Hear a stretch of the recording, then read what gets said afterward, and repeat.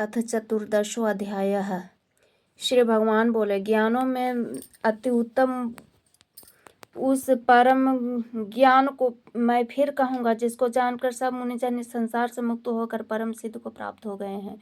इस ज्ञान को आश्रय करके अर्थात धारण करके मेरे स्वरूप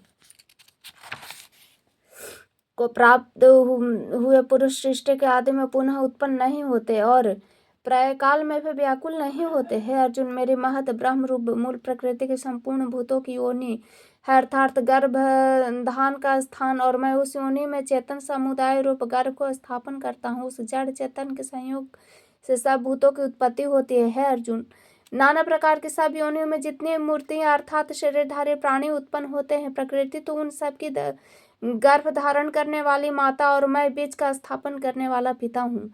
हे अर्जुन, सतगुण रजोगुण तमोगुण है प्रकृति के उत्पन्न तीनों गुण अविनाशी जीवात्मा को शरीर में बांधते हैं। हे निष्पाप, उन तीनों गुणों में सतगुण तो निर्मल होने के कारण प्रकाश करने वाला और विकार रहित है। वह सुख के संबंध से ज्ञान के संबंध से अर्थात अभिमान से बांधता है। हे अर्जुन, राग रूप रजोगुण से को कामना आसक्ति से उत्पन्न जान, वह इस जीवात्मा को कर्मों और उनके फल के संबंध से बांधता है। देहाभिमानियों को मोहित करने वाले तमोगुण को तो अज्ञान से उत्पन्न जान, वह इस जीवात्मा को प्रमाद आलस्य और निद्रा से के द्वारा बांधता है। अर्जुन, सतगुण सुख में लगाता है, रजोगुण कर्म में तथा तमोगुण तो ज्ञान को ढककर प्रमाद में ही लगाता है।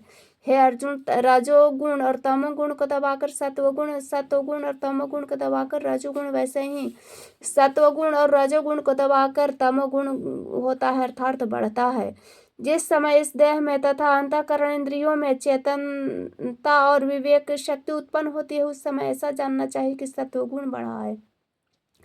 हे अर्जुन, रजोगुण के बढ़ने पर लोभ प्रवृत्ति है, स्वार्थ बुद्धि से कर्म का सकाम भाव से आरंभ, अशांति और विषय भोगों की लालसा ऐसा उत्पन्न होते हैं। अर्जुन, तमोगुण के बढ़ने पर अंतःकरण व इंद्रियों में अप्रकाश, कर्तव्य कर्म में प्रवृत्ति, प्रमाद अर्थात व्यर्थ ज्येष्ठा,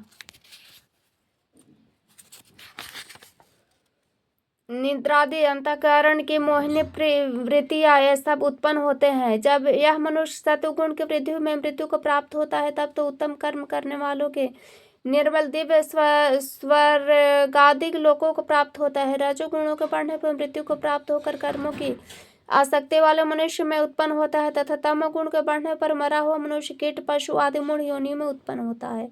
श्रेष्ठ कर्म का तो सात्विक अर्थात सुख ज्ञान और वैराग्य आदि निर्मल फल कहा है। राजस कर्म फल दुख तथा तामस कर्म का फल अज्ञान कहा है। सतगुण से ज्ञान उत्पन्न होता है, रजोगुण से निसंदेह लोभ तथा तमोगुण से प्रमाद और मोह उत्पन्न होते हैं, अज्ञान भी होता है। सतगुण में स्थित पुरुष स्वर्ग आदि उत्तम लोकों को जाते हैं, रजोगुण में स्थित राजस पुरुष मध्य में अर्थात मनुष्य लोक में ही रहते हैं। तमोगुण के कार्य रूप निद्रा प्रमाद और आलस्य आदि में स्थित तामस पुरुष अधोगति में अर्थात कीट पशु आदि नीच योनियों को तथा नरकों को प्राप्त होते हैं। जिस समय दृष्टा तीनों गुणों के अतिरिक्त अन्य किसी को करता न देखता और न तीनों गुणों से अत्यंत पर सच्चिदानंद घन स्वरूप मुझ परमात्मा को तत्व से जानता है, उस समय वह मेरे स्वरूप को प्राप्त होता है। यह पुरुष शरीर की उत्पत्ति के कारण रूप तीनों गुणों को उल्लंघन करके जन्म मृत्यु वृद्धावस्था सब प्रकार के दुखों से मुक्त तथा परमानंद को प्राप्त होता है। अर्जुन बोले, इन तीनों गुणों से अतीत पुरुष किन किन लक्षणों से युक्त होता है और किस प्रकार के आचरणों वाला होता है तथा हे प्रभु, मनुष्य किन उपाय से इन तीनों गुणों से अतीत होता है।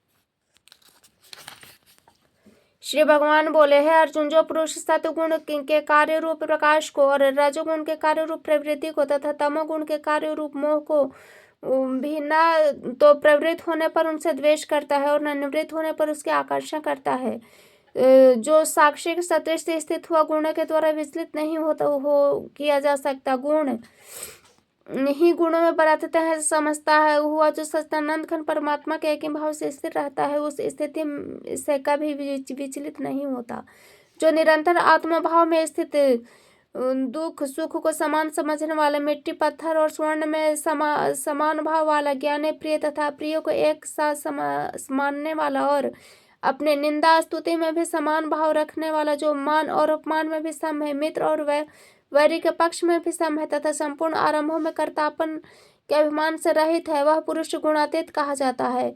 और जो पुरुष अव्यभिचारी भक्ति योग के द्वारा मुझको निरंतर भजता, वह भी इन तीनों गुणों को भली भांति लांघकर सच्चिदानंद घन ब्रह्म को प्राप्त होने के लिए योग्य बन जाता है, क्योंकि उस अविनाशी परम ब्रह्म का अमृत का तथा नित्य धर्म अखंड एक रस आनंद का आश्रम मैं हूँ।